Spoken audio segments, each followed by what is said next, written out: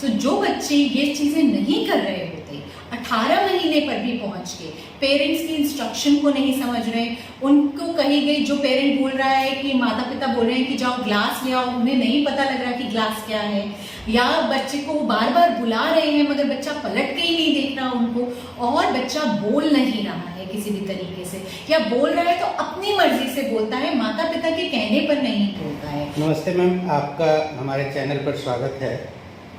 आज हम बात करेंगे ऑटिज्म स्पेक्ट्रम डिसऑर्डर के कुछ बेसिक जानकारियों के बारे में।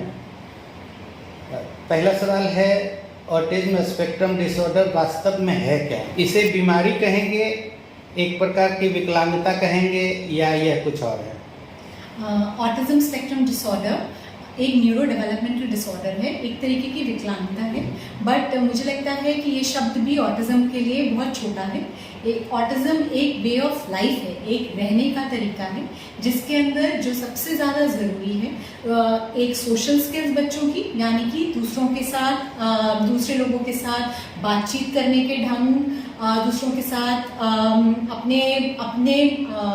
थॉट्स को, अपनी सोच को बताना, एक्सप्रेस करना, इन एरियाज़ में दिक्कत ज़्यादा आती है बच्चों को, और उनको जो है एक इसकी वजह से एक रिजिडिटीज़, रूटीन्स, जो बच्चे जो हैं वो फिक्स्ड हो जाते हैं अपने काम करने के तरीक़ों के अंदर। तो ये जो जिन बच्चों के अंदर इस एरिया में दिक्कत आती है उन्हें हम कहते हैं कि इन बच्चों को ऑटिज्म स्पेक्ट्रम डिसऑर्डर है, और इससे हम एक तरीके की विकलांगता बोलते हैं। तो ये डिसऑर्डर कितने प्रकार के होते हैं और उन प्रकार के कुछ अलग अलग लक्षण आप बता सकते हैं? अब जो अमेरिकन जो एसोसिएशन है, उन्होंने प्रकार को हटा दिया है, एक ऑटिज्म स्पेक्ट्रम डिसऑर्डर को एक पूरा अम्ब्रेला टर्म बना दिया है। पहले जब हम ऑटिज्म स्पेक्ट्रम डिसऑर्डर की बात करते थे तो उसको हम कहते थे mild, moderate and severe, but अब जो है ये सारे ही बच्चे जो हैं वो एक umbrella term autism spectrum disorder के अंदर आते हैं, एंड सब बच्चों के अंदर 3 ही एरिया में दिक्कत आती है। वो है सोशल स्किल्स, यानी कि दूसरों के साथ बातचीत करने में, दूसरों के साथ खेलने में, दूसरों के नज़रिए को समझने में, दूसरों के साथ अपने थॉट को कम्युनिकेट करने में, और अपने ही वर्ल्ड में रहना पसंद करते हैं और अपने ही तरीके से काम को करना पसंद करते हैं। अब कुछ बच्चे ये चीज़ों इन सिम्टम्स को थोड़े कम होते हैं ये सिम्टम्स, और किसी किसी बच्चे के अंदर ये ज़्यादा सिम्टम होंगे। तो सारे बच्चे जो हैं वो उस ऑटिज्म स्पेक्ट्रम डिसऑर्डर के अंदर ही आते हैं। हर बच्चे के अंदर लक्षण सेम है, सोशल स्किल्स, कम्युनिकेशन स्किल्स और थॉट में रिजिडिटीज़, मगर किसी के अंदर वो ज़्यादा है रिजिडिटीज़ और किसी के अंदर वो थोड़ी कम है। तो कुछ बच्चे अपने वर्ल्ड के अंदर टोटली गुमसुम हैं, वो आपके बुलाने पर आपकी इंस्ट्रक्शन नहीं सुन रहे हैं, आपकी तरफ नहीं देख रहे हैं, मगर कुछ बच्चे ऐसे भी हैं जो ऑटिज्म स्पेक्ट्रम डिसऑर्डर के उसके अम्ब्रेला टर्म के अंदर आते हैं, मगर वो फिर भी आपके बुलाने पर आपको देखते हैं, मगर उनको उसके आगे एक सोशली आपके साथ बातचीत कैसे करनी है उसमें दिक्कत आती है। तो ये दोनों एंड है ऑटिज्म स्पेक्ट्रम के, बच्चा इनके बीच में कहीं पे भी फ्लक्चुएट कर सकता है। तो कोई बच्चा ऑटिज्म स्पेक्ट्रम डिसऑर्डर का शिकार है, यह एक उसके पेरेंट्स को किस उम्र में पता चल सकता है और इसकी पहचान वो कैसे कर सकते हैं? ज़्यादातर जो बच्चे हैं वो जब माता पिता बुलाते हैं, एक पलट के देखना, सोशल स्माइल देना अपने माता पिता को, वो जब जाते हैं तो उनको ढूंढना, ये सब चीज़ें 6 मंथ्स से लेकर 6 महीने से लेकर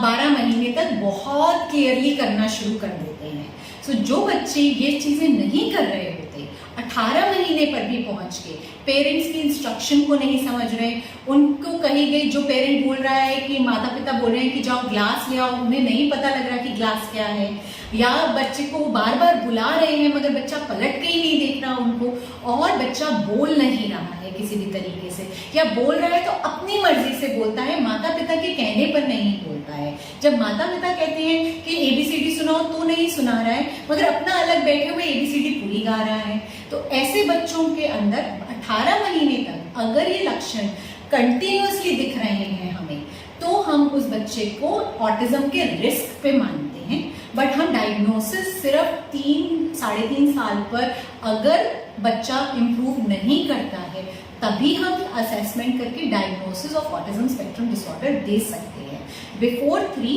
हम बच्चे को रिस्क पे मानते हैं और हमें उसके साथ थेरेपीज करनी चाहिए। आपने बताया कि 6 महीने के बाद बच्चा रेस्पॉन्ड करने लगता है और 1.5 साल के अंदर बच्चा बोलने लगता है या माता पिता के इंस्ट्रक्शन को समझने लगता है।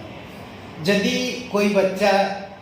देर से बोलना शुरू करता है तो विलम्ब होने के और क्या क्या कारण हो सकते हैं, और क्या मतलब ये कोई बच्चा 1.5 साल तक ये चीज़ें नहीं कर रहा है, नहीं बोल रहा है, रेस्पॉन्ड नहीं कर रहा है, तो कितनी संभावना है कि वो ऑटिज्म का शिकार है, और क्या कारण होते हैं देर से बोलने के? और एक चीज़ साथ में और यदि आप थोड़ा सा मदर को गाइड कर सकें कि यदि बच्चा थोड़ा देर से बोलता है तो मदर क्या कर सकती हैं घर में अपने सामान के साथ? बच्चा देर से बोलना जो है वो बहुत स्वाभाविक है और बहुत नॉर्मल है। कुछ बच्चे ऐसे भी होते हैं जो 3 साल पे बोलते हैं। सो बोलना जो है वो इतना बड़ा आइडेंटिफिकेशन मार्क नहीं है जितना कि बच्चे अपने नाम पे रिस्पॉन्ड करना आइडेंटिफिकेशन मार्क है। बच्चा माता पिता की इंस्ट्रक्शन फॉलो करना आइडेंटिफिकेशन मार्क है, राइट। अगर बच्चे को इन एरियाज में ज़्यादा दिक्कत है मगर वो बोल रहा है तो भी बच्चे को ऑटिज्म हो सकता है। और अगर इन एरियाज में दिक्कत नहीं है, वो माता पिता की सारी बात मानता है, समझता है, नॉन वर्बली हाँ या ना बोलता है, माता दूर से करती है और वो मान जाता है, रुक जाता है, जब अगर वो ये सब कर रहा है और बोलता लेट है तो भी वो ऑटिज्म नहीं है, क्योंकि वो एरिया जो है मेन एरिया ऑटिज्म का जो इफेक्टेड है वो सोशल और कम्युनिकेशन है। तो अगर ये दोनों एरियाज ठीक चल रहे हैं आपके तो स्पीच डिले के कारण हियरिंग में इशू भी हो सकता है, स्पीच डिले का कारण जेनेटिक भी हो सकता है। बहुत सारे माता पिता कहते हैं मैंने भी लेट बोलना शुरू किया था। आजकल की डेट में तो कोविड ही एक बहुत बड़ा कारण बन गया है। कोविड में बच्चे घर के अंदर रह गए हैं, जॉइंट फैमिली से न्यूक्लियर फैमिली में रह गए हैं, जिसमें माता पिता जो हैं वो ऑनलाइन अपने ऑफिस के काम में बिजी हैं, बाहर निकल नहीं सकते, सोशली दूसरे बच्चों के साथ मिल नहीं पा रहे हैं। तो बहुत बच्चे जो हैं वो लेट भी बोल रहे हैं और वो नॉर्मल भी है। इसलिए सिर्फ अगर हम एक अलग में देखें स्पीच डिले को तो वो स्पीच डिले बहुत सारे टंग टाई की वजह से भी हो सकता है, जैसा मैंने कहा हियरिंग लॉस की या हियरिंग कम है बच्चे की उस वजह से भी हो सकता है। तो ऐसे बहुत सारे रीजंस और भी हो सकते हैं स्पीच डिले के, सिर्फ ऑटिज्म नहीं हो सकता। ऑटिज्म होने के लिए बाकी एरियाज में दिक्कत होना ज़्यादा ज़रूरी है कंपेयर टू स्पीच। तो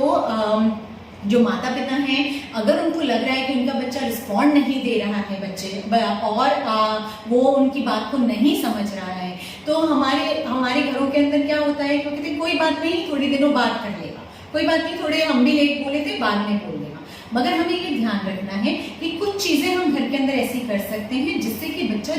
अगर उसमें कोई और दिक्कत नहीं है और ऑटिज्म भी है तो भी हम उसको फास्ट ट्रैक पे डाल सकते हैं। जैसे कि बच्चे को हर इंस्ट्रक्शन उसके फेस के सामने जाकर देना। ज़्यादातर हमारी आदत होती है हम कहीं दूर होते हैं, हम कहते हैं आ जाए राहुल इधर आ जाओ, और बच्चे ने नहीं रिस्पॉन्ड किया तो सही तरीका है बच्चे के फेस की तरफ जाएं, उसके लेवल पे बैठें और आई कांटेक्ट लेते हुए बोले राहुल इधर चल, और फिर उसको लेकर जाए। बहुत लंबे सेंटेंस बोलने की जगह 1 वर्ड में उसके साथ कम्युनिकेट करें, क्योंकि दिक्कत ये होती है कि बच्चा 1 वर्ड जो है चीज़ों के वर्ड और चीज़ों का नाम और उस ऑब्जेक्ट को जो चीज़ है उसको मैच नहीं कर पा रहा होता है। तो अगर हम बोलेंगे अरे वाह ये देखो मम्मा ने आज आपके लिए राजमा चावल बनाए कितने अच्छे हैं, ये तो बड़े टेस्टी बने हैं, तो बच्चे को बहुत सारी लैंग्वेज सुनने में आ रही है, वो किसी चीज़ पे फोकस नहीं कर सकता। मगर माँ अगर सामने बैठकर बच्चे को बोले खाना और उसके माउथ में डाले तो बच्चे को धीरे धीरे वो जो प्लेट में खाने का टाइम है उसमें उसको खाने का वर्ड समझ में आता है। वो सडनली एक वर्ड को एक एक्शन के साथ एक एक्टिविटी के साथ लिंक करता है। इससे बच्चों का आई कांटेक्ट, इससे बच्चों का इंटरेक्शन बढ़ता है। बच्चे के सामने जाकर बच्चे का नाम लेके उसके बाद छोटी इंस्ट्रक्शन देना, इससे भी बच्चों की स्पीच और लैंग्वेज में सुधार आता है। बच्चों के साथ बैठकर संगीत गाना, उनसे आंख में आंख डालकर अपनी गोदी में बैठाकर उनके साथ खेलना, उनके साथ गेम, जैसे हम बचपन में खेलते थे पीकबू और हम लोग खेलते थे टिकल गेम, ये सब बच्चों के साथ खेलना, ये सब चीज़ों से अगर कोई और भी स्पीच की दिक्कत है वो भी सॉल्व होती है और ऑटिज्म में भी बच्चे को फोकस मिलता है, उसको अटेंशन मिलता है और उसको एक राह मिलती है माता पिता के साथ कनेक्ट करने की, और कनेक्ट करना ही नंबर 1 स्टेप है। बच्चे को प्ले स्कूल में भेजना, छोटे बच्चे को कितना सही है और किस उम्र में सही है?